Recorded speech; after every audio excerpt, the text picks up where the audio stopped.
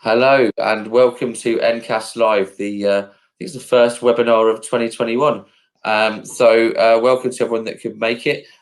We're delighted to be joined today by Arvind Thandi, who is the team leader of the food hypersensitivity team at the FSA, and our beloved Jenny Morris, guru and general inspiration. And these two lovely ladies are here to talk to us about Natasha's law, which is a law which is coming in to play in October and has come about due to the tragic and unnecessary death of a young lady called Natasha, who ate an allergen that she shouldn't have been given, and very tragically died shortly afterwards. And that has led to a big shake-up of the allergen rules. Obviously, a few years ago, we had the new allergen rules came in, and that was quite a big change for a lot of people. The allergens rules are necessary, but can be quite tricky for small businesses. So we're here to hopefully demystify that for you guys today, and to make a bit of sense of it, and to reassure you and to show you how you can continue to sell lovely food safely to your customers. Without further ado, I'm going to dive straight in and start talking to Jenny about allergens, because some of you guys might not have worked for a year and might have all got a little bit rusty. So let's kind of go over the issue of allergens and why food businesses need to be so careful and what needs to be done about it. So Jenny, thanks for joining us today. What are your thoughts initially on sort of Natasha's law and more widely with allergens? I'd like to go back a little bit to why allergens are so important. Hopefully all NCASS members understand this, but I have been to a number of presentations where it's really been brought home to me about what it's like to be someone who suffers an allergy, a food allergy. For them, when they go out, they're trusting the business to tell them all the information so that they can eat safely. And yes, most businesses get it right, but it's very complicated, particularly when you're changing your business in order to survive during the pandemic, doing everything differently. So the first bit to say is, please, however busy you are, don't forget about allergens and make sure that you get the right information to your customers. Now, Mark mentioned Natasha Ednan Laperouse, who died because she ate, I think it was a baguette that had labeling on it, but there was no mention of the allergens. Now, at the time, that was perfectly legal. You could do that because the expectation is that in those kinds of circumstances, you could ask someone who worked at the place where the food was made, are there any allergens in it? But for a whole number of reasons, she couldn't. And because this threw the spotlight on in a tragic way, the government decided that it was important to tighten up the rules on allergens, because in practice, it's much harder than in theory. In theory, you think, yes, of course, I can ask someone and they will tell me. Not that simple. And so this is where we are now. We are looking at what Mark has referred to as Natasha's law. It's still based on the 14 allergens that are hopefully all of you know and can recite off. I'm not going to do it myself, I might fall through, but hopefully we've all got quite familiar with what they are. But what this law is doing is trying to look at food that isn't necessarily what you would imagine to be pre-packed. In other words, you haven't bought it in a shop where it's got full labeling on it. This is something that got missed out, and it's called pre-packaged for direct sale. We have the FSA here with their presentation to help to get us all to understand better what exactly this is. You shouldn't panic if you've got it. It just means you need to be aware and you need to label things, because I know, having had a business for myself, the last thing anybody in a food business wants is to make someone ill. And this is a way that we can take positive steps to help avoid that. So I think for me, for the moment, Mark, that's all I want to say. I'll hand back to you. I think you raised a really, really good point there. I mean, there's a reason why we risk assess things. There's a reason why we take all of the precautions in terms of due diligence that we take. and it's to keep people safe. And I think that we really, in a sense, we shouldn't see allergens as separate from that. I mean, obviously it's an issue that needs to be dealt with, and it needs its own attention. But you know, I think that I get the feeling that people kind of separate it out as a separate issue, when in fact it's just about keeping your customers safe and making sure that that they're getting the information they need to make an informed choice. And you would do that throughout your business. So I think that you know, we don't want to put allergens on this big unachievable mountain. It really is something that we can do and we can get our heads around. And you know, especially with these new regulations, there is nuance involved. You know, it's not going to be absolutely clear cut every time. So food businesses do need to be take the time to consider it and their this relationship to their business, and you know what responsibilities they're now going to have in addition to their current ones. So a lot to be thinking about. Arvind, it's really lovely to have you here. I know Roxy, who set this up, has been absolutely buzzing about this webinar for some time. She's really excited by it, because it's a very important message to get across. And I think that one thing that we try and do at NCASS is really distill information and make it accessible and achievable for businesses to deliver safe products. So hopefully this will be another installment of that. But I'm going to let you kind of crack on, because you've got a presentation for us, a brief presentation. So I'll let you take us through that, and then we'll come back to you with some questions afterwards. But the floor is yours. Thank you. So if we can get the first slide up, please. So I'll just talk you through some more of the detail of what the pre-packed for direct sale, also known as PPDS, also known as Natasha's Law, changes are about. So if we consider the situation right now, so this slide just summarises 3 different categories of food. So any food that we produce can fall into one of these 3 categories. So at the moment, you'll have non-pre-packed food, where that is only put into packaging after it's ordered by the consumer. You also have at the other end of the scale pre-packed food, which is generally made it's made set to at a different location to where it's sold, and it has full ingredients labelling. Then we've got pre-packed for direct sale food, which falls somewhere in the centre. So at the moment, pre-packed for direct sale food is considered the same as non-pre-packed food. So the current allergen requirements are that if you sell it, you should be providing information on the 14 allergens, but you've got some discretion on how you provide that information. So you could choose to provide it in writing in some form, or you could have a sign up somewhere saying, please ask us about allergens, and you'll provide the information orally. So at the moment, PPDS is pretty much the same as non-pre-packed food. However, from 1st of October, next slide please, the situation is different. So we arguably, PPDS food is more aligned to pre-packed food, because we'll need to provide ingredients and allergens on a label on this food. The labelling requirements aren't exactly the same as pre-packed food, but it's more similar to pre-packed than non-pre-packed in terms of the allergen labelling requirements. Just to give you a quick idea, so PPDS food could include, if we go on to the next slide, actually, we can talk through some of the nitty-gritty of how you define what PPDS food is. So we've produced a decision tree to help you understand whether food you produce is PPDS and therefore comes under the new legislation. So there's 3 key questions here. So first of all, you should ask yourself, is the food presented to the customer in packaging? Yes. Is the food packaged before the customer selects or orders it? Yes. And is it packaged at the same place it is sold?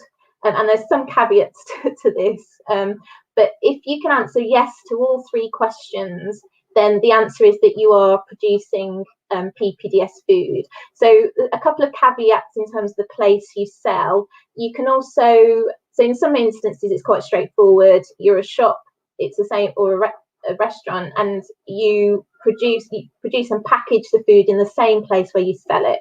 But this definition can also apply to places like an airport terminal, where the same business might operate out of different units. So you might produce the food in one unit but sell it from another unit. And it also applies to mobile sellers as well. So you might produce your food in one location, but obviously you'll then go and sell it at a market, say. So you are captured. If you can answer yes to the other two questions, you are captured in this. So we've got a decision tool on our website which helps to take you through the process and helps you to see whether you produce PPDS food or another category of foods where other allergen requirements apply.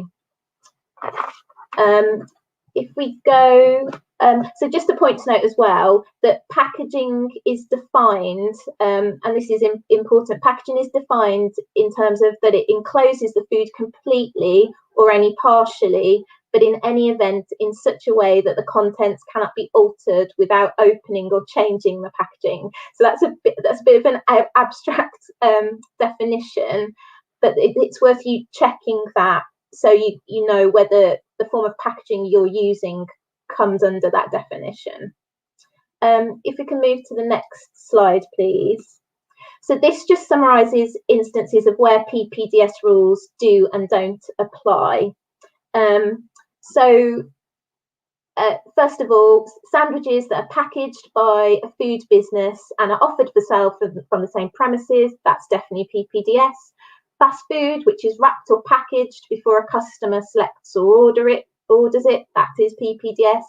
Bakery products that are packaged before a customer selects them, that's PPDS. And also supermarket products that are produced and packaged in store, such as pizzas or chicken or pre-weighed and packed cheese and meats. Examples of what's not PPDS is if the food is provided loose, before the customer selects or orders it, that's not covered by the new rules and the existing allergen requirements apply. If it's made and packaged at a different premises, then that's pre-packed food and the existing allergen labelling requirements apply there. And also distance sales. So distance sales aren't affected by the new requirements coming in October. So this is food sold over the telephone or internet. But if you sell food in this way, you still need to ensure that you're providing allergen information and making it available to the consumer before they purchase the food and at the moment of delivery. So the rules stay the same on distance selling. Next slide, please. So in terms of the specific change and what's required in terms of labelling, so PPDS, so if you produce PPDS food, this is what you need to do. So you must display the following information either on the package or on a label attached to the package. So you should provide the name of the food and an ingredients list, including the 14 mandatory allergens.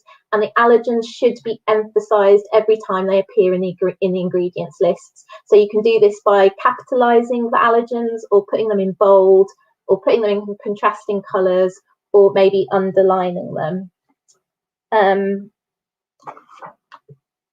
So also just to note, I know the slides will be shared afterwards, there's some sort of bits of legislation just to refer to in terms of wider labelling requirements. If we move to the next slide. So here you can see an example of what the new labelling could look like. So as I said, there's three key components. The name, you need the name of the food, a full ingredients list, and the 14 allergens within that list. And some of the things you might need to think about when you prepare a label is in terms of the name of the food, it should give consumers an accurate description of the food. If there's a name prescribed in law, that should be used. In practice, that only really requires to products that contain seafood, fish, and meat ingredients. If there isn't a name prescribed in law, you can use a customary name that consumers commonly understand. So, for example, you could use the name BLT because consumers generally understand what that is. And where there isn't a customary name, you should have a name that's sufficiently descriptive to inform the consumer on the true nature of the food, and so they can distinguish it from other products. So most food products will fall into this last category. Again, on the slide, there's some list of relevant legislation that applies in this context for labelling. Next slide, please. So in terms of the ingredients, the list should be headed with the word ingredients. It should then be followed with a list of the constituent ingredients with the allergens highlighted. And all the allergens used in making the product must be listed in descending order of weight at the time the product was made. If you've got a compound ingredient, that can be included in the list in order of weight, but should be immediately followed by a list of its ingredients. So, for example, bread in a sandwich. And all the information should be easily visible, legible, and not obscured in any way, such as being hidden under a fold in the packaging or being visually difficult to read due to poor lettering or colour contrast. And again, the allergen should be clearly visible in the list. Next slide, please. So these are just some things to think about in terms of labelling. So as I said, the information should appear on the package or on a label attached to the package. The font size should adhere to legal requirements, and we've just given a sort of summary there of how you can tell whether your font size does adhere to those requirements. And if we go to the next slide, please. And some other things to consider with labelling. So you might want to consider different software solutions to produce your labelling. We know there's a lot of offers in terms of that.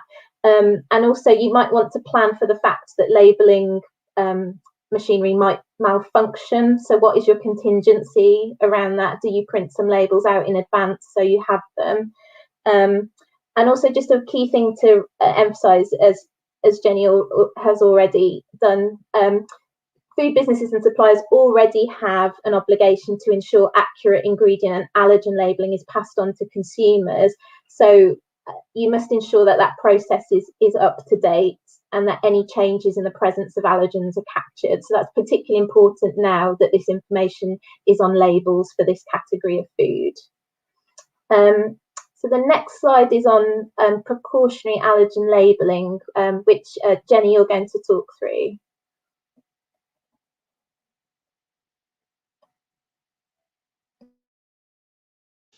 Am I muted? No, thank you. So the main risk from allergens is from undeclared ingredients, but it is possible to cross-contaminate products with allergens. And that's the reason for having precautionary allergen information. The problem is that people are scared of it. They don't want to harm their customers. And so some people think, well, if I put some information on to say may contain and then list all the allergens, I'm safe. Well, actually they're not. And where does that leave your poor allergic consumer? It's up to the business to make sure that all the food they serve is safe. That doesn't mean, as I've just said, taking a precautionary approach that's not precautionary. It's just a bit of a cover your back and it doesn't help the consumers.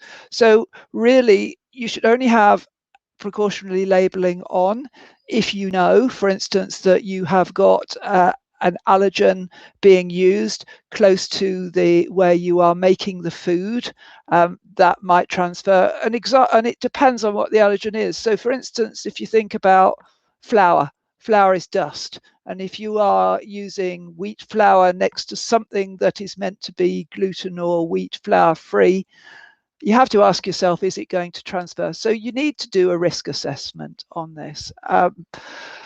I think in terms of some NCASS members, if you are producing food in very small spaces, you have to clearly think about, can I guarantee that there's going to be no cross-contamination? And in those circumstances, it may be best to say that you are subject to cross-contamination. So it's important to put it down if you know it's real, not just to cover things. If your ingredient supplier has may contain labelling, you have to consider how that would be passed on to the consumer. So my bottom line on this is, it's really important because this is about protecting allergic consumers. It is again about giving them some freedom of choice, but they must be able to trust the labeling whether or not it's precautionary or ingredient. The other thing about the precautionary allergen labeling, it does not have to actually go on the label as is required for the PPDS labeling. I pass back to Arvind there because she's the expert on this, just to clarify that very last bit about where or how your precautionary allergen labeling might be provided. So if you do use some kind of precautionary statement such as may contain, you don't have to put it on the label itself, but you could have it on display at your premises. So you could say may contain, these products may contain, say, gluten, and maybe highlight to consumers that they should talk to you if they want some more information. So, but you can put it on the label or you can put it elsewhere on display. That's correct. That was really helpful and really clear. I mean, I was quite concerned that it might be a bit confusing for our guys because there's a lot of jargon involved there, and there are some nuances. We've got a load of questions to go through, but I've got a couple I kind of wrote down that hopefully will be interesting or helpful in terms of which I'm trying to about scenarios. So at Greg's, you go to Greg's and you can buy a donut, and that's unlabeled at the moment, but you can also buy donuts that they've made earlier and pre-packaged. So the ones that are in the plastic now would require new allergen labeling that they wouldn't prior to the 1st of October, whereas the donuts sat under the counter wouldn't require them. Is that right? Yes, that's correct. As long as they're not also wrapped up in some way that could yes, be. So if a donut is sitting on a Greg's counter and you go in and you order it and then it's packaged, that does not need labeling. The business should still provide you with information on allergens if you ask for it, or they can display it some other way, but it doesn't have to have the label. If, however, in store they packaged a donut in packaging, that would need a label. Before you order it, that would need a label, yes. Brilliant. And we're trying to keep it sort of within our guys' kind of sphere of where they're going with it. And also, I mean, burger vans, say outside of a football match or something like that, would they, so if they wanted to give someone some ketchup with their burger, would they be best to give them a sachet? Would they, I suppose they'd put the ketchup on as they gave the burger out, so they wouldn't need to label it then, would they? But if they gave them, say, a pot of ketchup, if they'd pre-done the pot of ketchup, they wouldn't need them. But if they just grabbed a pot from somewhere, put some ketchup in it and handed it to them, they wouldn't. Is that right? No, yeah. So if the pot didn't have a lid on, yeah, then that's arguably not packaged because you've got an open top. So that would not need a label. However, if before the customer made an order that you had a stack of pots that you'd put ketchup in and put a lid on, and subsequently someone orders food and that ketchup, that would need a label. Great. Excellent. I mean, it's becoming a lot clearer, I think, definitely. And I think, you know, when we first looked at it, we were like, oh, how are our guys going to cope with this? And our first thoughts were things like, oh, if they give out a pot of sauce, or, you know, are they checking their ketchup provider to see if they're changing their recipes and things like that? So it's kind of, you know, are they aware of the new ones, and is it going to kind of bite them on the bottom, really? And you know, one of the things that that we chatted about in the sort of green room before this was kind of where were the likely kind of pressure points and the points where things could go wrong for caterers when trying to achieve these kind of standards. I had a couple of thoughts, but obviously there's a potential risk in terms of the cost of delivering allergen labelling, and also, as Jenny mentioned, actually getting it right. You know, I think there'll be a lot of fear amongst people that once they commit to something in writing, then they've committed to it. And so I think that some people will be afraid of getting it wrong, and so will be reluctant to engage with it. And I think this is really why we're having this conversation today is to get people to really try and engage with it. But I mean, my thoughts would be, yeah, that in terms of where things go wrong, it would be ingredients changing, especially from another prepackaged product, and the customer not being aware of it, and also lack of awareness amongst staff would be another key thing. So I think training and a level of understanding amongst staff has got to be a key part of this process, because they're the guys that are going to be delivering this on some level. And although pre-packaging it and putting the allergens on there in one sense removes that risk that the staff could give out the wrong information, if they don't understand it, then they won't necessarily be in a position to explain it to the customers anyway, packaging or not. So there's a lot of questions flying in here.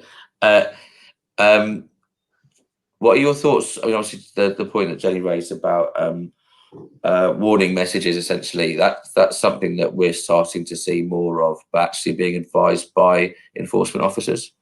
And it's something, but not in the sense of may contain nuts, but more in the sense of saying you're in a really small space here, and it's going to be very difficult for you to guarantee that cross-contamination won't happen. So we'll advise you just to advise all customers that these allergens are present within a very small kitchen, and there is a risk inherent within that. So Jenny, what are your thoughts in terms of NCASS members kind of delivering these new regulations safely? I think there are going to be quite a lot of questions come out. The FSA has a checker tool, I believe, that may well help with this. And of course, NCASS is there to help members. So, sorry, Mark. Bottom of the screen, it went across the bottom of the screen. I was just so impressed. Sorry, there's the checker tool right across. Okay. Sorry, Jenny, the text I thought you were reacting to me telling your members to contact you to ask the questions. No, they should. Do have a look at the guidance the FSA provides, and have a look at the checker tool. If you really get stuck, that's what trade associations are there for. So that's when we have to do some work, Mark. Absolutely. And also, your environmental health officers, they are lovely people. They are here to help. They're here to keep the public safe. Of course. And being an EHO, I should have said that. So thank you for reminding me. But no, I think that we're all in this together. We're all in the game of making lovely food for people to enjoy, not to become ill from. So it's important that we share information and ideas and talk through these problems, really. And yeah, there are some great resources out there. The FSA provide all kinds of wonderful free resources and support. Their website has a wealth of information on it, and not least with these new allergen rules and regulations, and enforcement and your trade association as well. So don't put your head in the sand, engage with it, and find the right answer for business. And one thing you reminded me of, I really ought to say, Mark, that allergen labelling is enforced not just by environmental health, but by trading standards, and trading standards will give you a lot of help and advice if you need it. Who does it? It'll vary from local authority to local authority, but don't forget the trading standards guys, because they're a fount of knowledge on all things around labelling. Yeah, I mean, on this issue, I would be looking to over-deliver as a food business. I think that having that full understanding of everything that you're handing over to a customer is absolutely essential at all times, really. But I just think that allergens can go so wrong so quickly, and can have such a devastating impact on people's lives and on your business and all of the people associated around it, that you just have to take it seriously. I mean, we've had a couple of near misses, I guess, with customers over the last few years, and they've been genuinely frightening. And the customers, neither of them were actually considered responsible for what happened, but they absolutely went through the mill. And I just, I wouldn't want to see any of our customers go through that again, and I wouldn't want to see anybody getting ill because they've not got the right information to know what to be able to eat. So I've got lots of questions here. They're quite long, so I'm going to try and get my head around them very quickly. So who are we going to go with? So hi, we'll go for Arvind for this one. So does this apply to products like cannoli, brownies, etc. at food festivals, markets, which have been chosen by customers, then boxed up by ourselves? No, this change doesn't apply if the food is loose, the customer selects the food and then you package it. The new rules don't apply, but you still need to make sure you're making allergen information available. If, say, you did wrap an individual brownie, so for market traders, you don't necessarily have to do it at the market store or location you're selling from, but do it elsewhere. If you package elsewhere, sell it on your store, you would need to label. But if it's loose and then the customer orders it and they package, the new rules don't apply.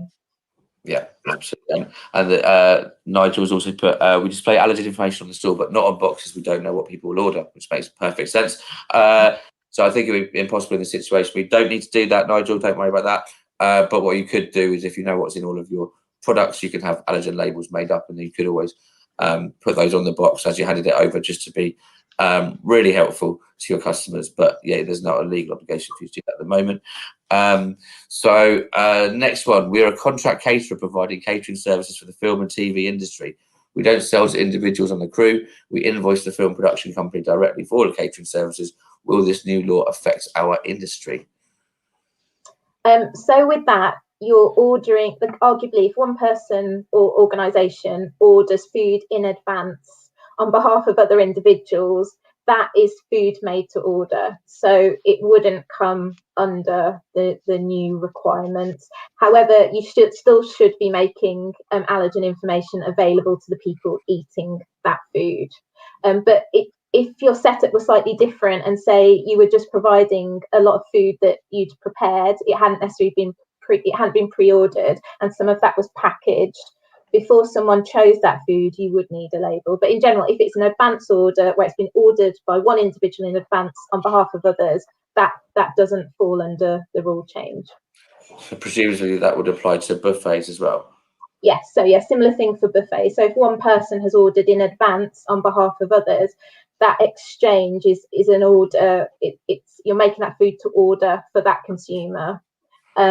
You'd still want to display the allergen information suitably, so an individual coming along at a later date and picking up that food was clear about it, but given that the transaction has taken place in advance, it doesn't fall under the rules. Brilliant. Okay, this one might be quite niche. I sell cheese picnic boxes. A few batches of cheese with pre-packed cracker, quince or chutney. Cheese is purchased from supplier, then I portion it out, wrap it up and place it in the picnic box. Would I need to place an allergen label on every item, or could I include either an allergenist in the box or seal the box with an allergen label? Also, are there any requirements for suppliers to provide extra labels for us, either free or of charge or for a small cost? So if you're packaging all that up at the same location that you're selling, then yes, you do come under the change of legislation. So you'll need to make sure the package as a whole has the name of the food and the full ingredients list with the 14 allergens. So you'll have to label that yourself, but you will be reliant on the information provided by your supplier to get that labeling right.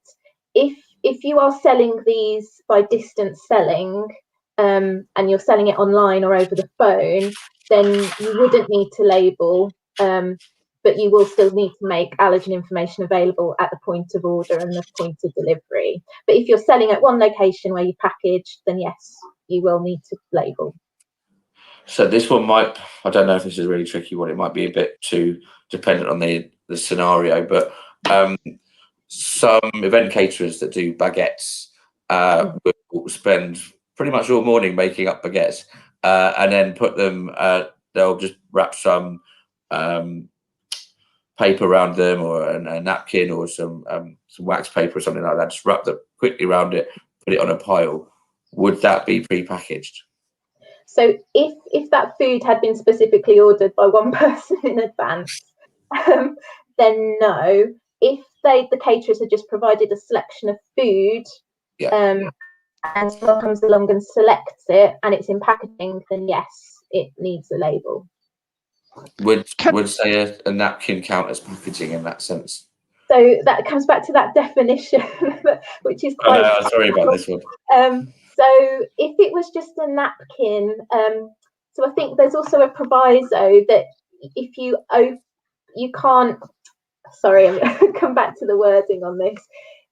If a napkin wrapped around it doesn't feel like packaging, if it's, say, just a napkin that's loosely around the food, that doesn't feel like it fits under the definition. If it, say, was a large napkin that had been carefully tucked around the food and you couldn't get to the food without ripping the napkin off totally, that means you've unalterably changed the packaging, then that would count as packaging and you would have to label it.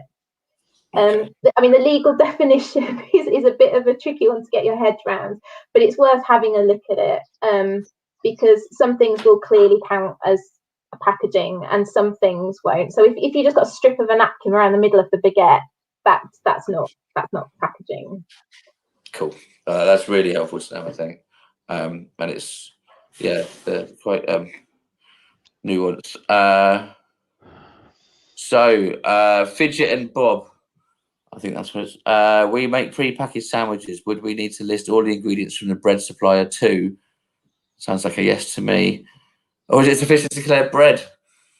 No, you'll need to. So when you put the label on, you will need to provide the ingredients in the bread. So you can list bread brackets, the ingredients in the bread, and then the subsequent ingredients in descending order of weight.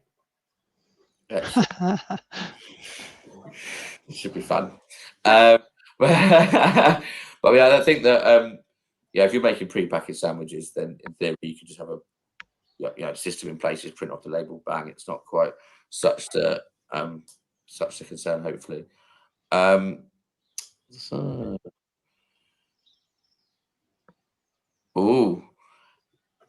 is from our friend Kerry. If I was to buy a takeaway, I also received a wrapped product, e.g. prawn crackers. Does this product need to be labelled under the new rules?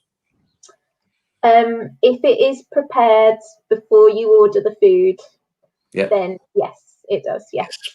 Prawn crackers now come with allergen labelling. There we go. Excellent. And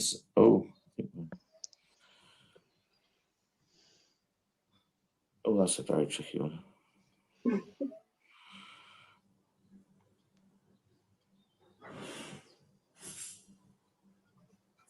So I think it's more of a statement from Coffee Bay. If we sell a homemade brownie which is unwrapped, we don't need a label. If we sell the same brownie pre-packaged in a transparent bag, we do need a label. It's the same brownie, yes, but it's a different rule. So you need to put an allergen on it. Yeah, and I accept that this is it's a bit of a difficult one for people to get their head around, that this very same product in a different situation needs very different labelling. So but yes, that would apply. If it was unwrapped, you don't need a label, but if it is wrapped in some form before the customer orders it, it does need a label. And it's for practical reasons as well, isn't it? You know, it's not just a case of, well, we're being over the top and making everyone put labels on things, when, you know, it's not that. It's the fact that if something's packaged off-site, then the person selling it can't necessarily define what's in it to that person. So they need to be able to know what's in it before they buy it, so they know they're safe. You know, it's not. Yeah, so in terms of these rules, if it's packaged on site, you need to provide that label. I think it's important to remember the reason the legislation was brought in. It's not been done for an abstract bureaucratic reason. It's been brought in to make allergen information more visible to the consumer.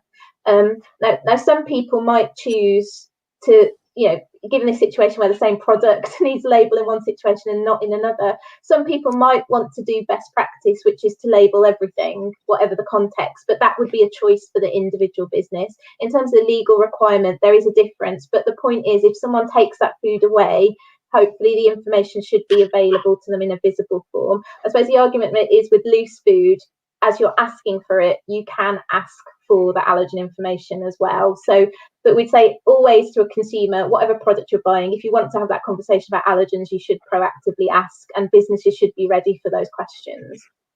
Yeah, and I think also businesses shouldn't assume that their customer is going to make the right decision. And anything that you can do to prompt them to make that right decision. I think there's a really good video out at the moment from the FSA about a guy whose friends know he's allergic to egg, and he never mentions it to the restaurant. But you know, and it's that kind of thing. We had one of the ones that I mentioned earlier. One of the cases was a customer of ours at Glastonbury who sold pesto pasta, and someone with a nut allergy walked up and bought it off him. Didn't realise that there was nuts in pesto, and fortunately, that person got taken to a medical facility and was okay. Our customer, the caterer, had no idea it happened till the next day when kinds of official people turned up and said, "You realise you gave nuts to someone with a nut allergy last night?"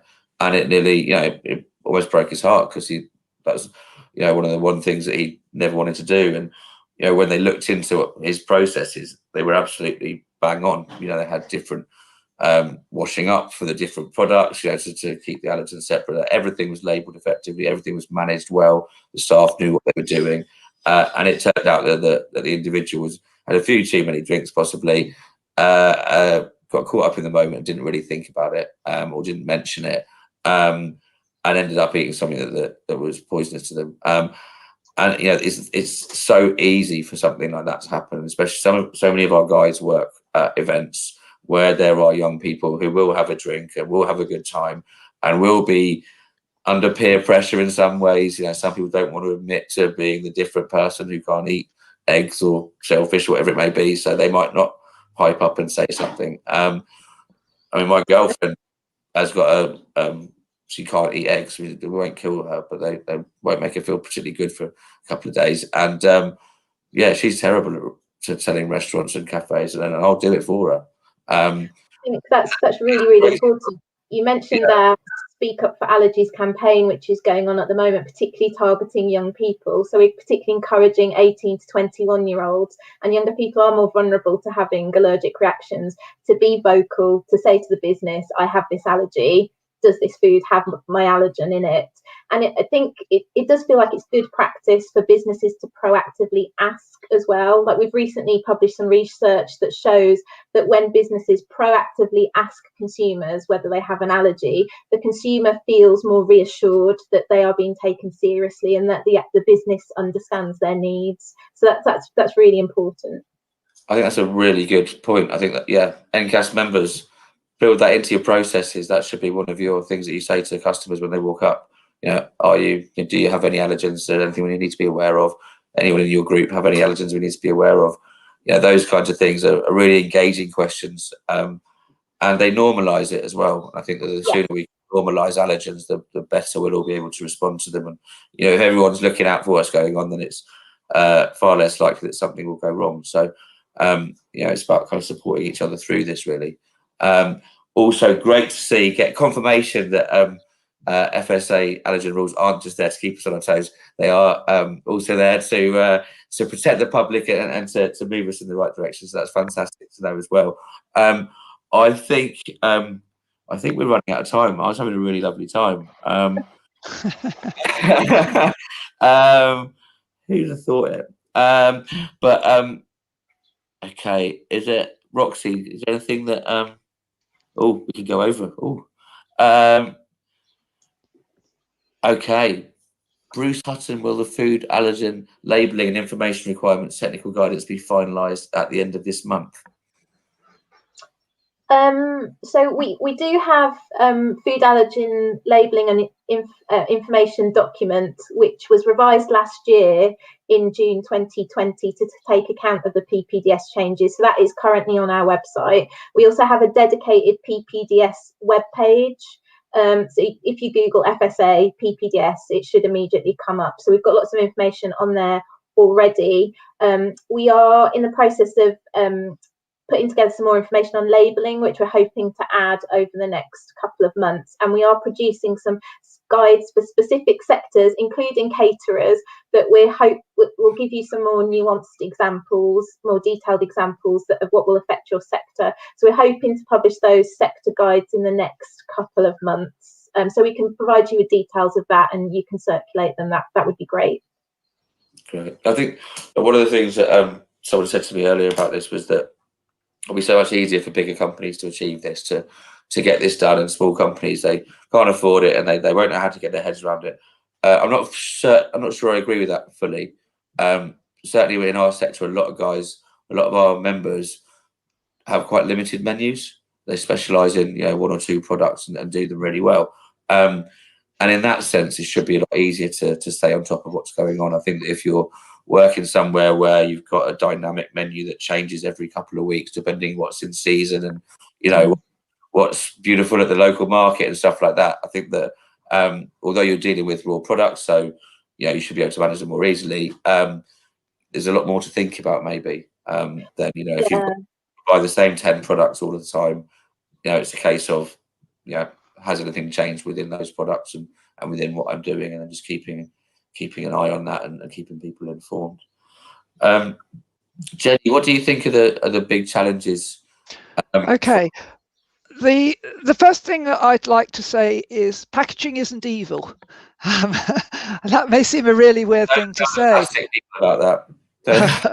But the reason for saying it is packaging is there for a reason. If you have in the past packaged your food for hygiene reasons, for safety reasons, don't sort of think, oh, well, we could evade all this PPDS stuff. It's too difficult. We'd just take the packaging away. Don't think like that. I'm sure you won't have people that think like that, but it's just the way my mind goes. Jenny? So I'm saying packaging is important. If it's important for hygiene and safety reasons, keep the packaging, don't ditch it. The first and most important thing around PPDS is to work out, actually, does your product come under the PPDS requirements? And I've been looking at some of the questions that have been coming in, and it's clear that people are still confused about what does fall under this. So have a look at the checker tool. Make sure that you answer yes to all the 3 questions that Arvind went through before. So firstly, is it packaged? Yes, it is, because we're not going to throw away our packaging. Is it packaged before the customer selects it? And is it packaged and sold on the same place? And if it does all those 3, then PPDS applies. Clearly, there's going to be extra work done for people who've got to do this packaging, but it's there for a good reason, and there is lots of help and support out there. So don't get too depressed about it. Work through it logically, and with the help and advice, I'm sure we'll get familiar with how to deal with this fairly quickly. Yeah, and that's all brilliant. And one thing I'd add to that is that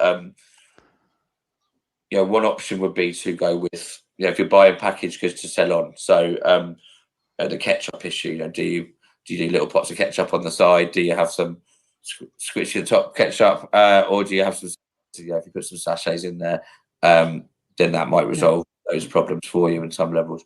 So can I just add one thing to that, Mark? Yeah. Of course, things are never simple. And we've got pandemic as well. We've got all those pandemic rules about looking at little sachets and not sharing things. Don't forget that as well. At the moment, I think all people in food businesses have got to be really good jugglers and have their minds wide open about thinking, I've got to do this, I've got to do that. The point I'm making around that bit and the packaging is the law of unintended consequences. You might change things because it will appear to help you with one thing, but there are other implications that I'm afraid, as we always say, actually you've got to look at the whole picture and then work out what's best and safest for you and your consumers. Yeah, absolutely. And I think that it's also worth one of the big allergen things that we had to deal with was actually a customer brought in some produce that had been produced and had allergens in it, and was, you know, making food with this product that had allergens in it and was unaware of it. So that's kind of I mean, obviously the worst situation is to be guilty and responsible for it, but, you know, a really bad situation is to be in is one where where everything that you brought to the table you think is allergen free, but one of your suppliers is selling you something that has an allergen in it. This is why you have to keep an eye on these things, because you need to know when things are changing, and, you know, it is down to you to know that that's changed. You know, you do have a legal responsibility to serve safe food. You do. Is what it says it is. So, you know. Exactly that. And also, depending on what it is, you've got due diligence as well. And that's what you're being asked to do, really, is to do everything that's reasonable to comply with the law. And if your supplier, I mean, you should be looking at your suppliers to make sure they're good suppliers, but even then things can slip through. So these things may happen. One would hope that if the business has been responsible and done everything they could and should have done, it may be a tricky time, but hopefully they'll get through it without too much pain. Yeah, and also, yeah, if I go back to that issue, it's if you've done all of the work that you can do to mitigate the risks, if you can demonstrate that you've done all of the right checks all the way through, then what it's going to point to is the one product that you weren't touching, which is what's been produced for you by another supplier, and it will be easy to identify that. So even if it's not you that's provided the allergen, doing all of the work around it will help to resolve the problem if it does crop up in the future. So I mean, that's really what due diligence is all about. It's about protecting you and your business as much as it's about protecting the customers and the staff. So don't see it as a chore, see it as a necessary thing to do that ultimately will improve your business. And of course NCASS provides lots of information and support on how their businesses can maintain their due diligence. Absolutely. I would say that, wouldn't I? As you should. And obviously I think we really are running over now, so I'm going to let everybody go, but just before we do go, I'd say that it's a very interesting time at the moment because people are looking to reopen, and as keen as you guys are to reopen and to get working again and start earning some money again, just take your time about reopening. Get all your ducks in a row, make sure you've done all of your checks, make sure everything's clean, make sure you've done all your rodent checks and everything that needs to be done, because if you've not been in that warehouse or that lockup for 6 months, it could be in quite a different state. So see where see where you're at first of all, get everything in order, and then start moving towards opening up. Don't just rush to open up and make some money. You'll end up falling over straight away. So get your house in order, make sure everything's ready to go, make sure all your allergens are correctly labelled, and then start to trade. So just don't cut any corners just because you're so keen to get out there and trade. A couple of guys that were NCASS members arguably did that last time round and got in a bit of trouble for it, and they're good businesses that shouldn't have happened to them, so they shouldn't have dropped the ball on that one. So I don't want any other really good businesses to get caught up in the moment and drop the ball. So get all your ducks in a row and get out there and start trading safely and hopefully profitably. Thank you guys for your time. Thank you so much, Arvind. Thank you so much, Jenny. There's loads of information on the NCASS website. Obviously, there's loads of great stuff on the FSA website as well. And I think that people are going to still be answering questions on social media if we do have other questions. But guys, thank you so much for your time. It's been a really interesting and very informative and timely discussion. So thank you. Thank you. Thank you.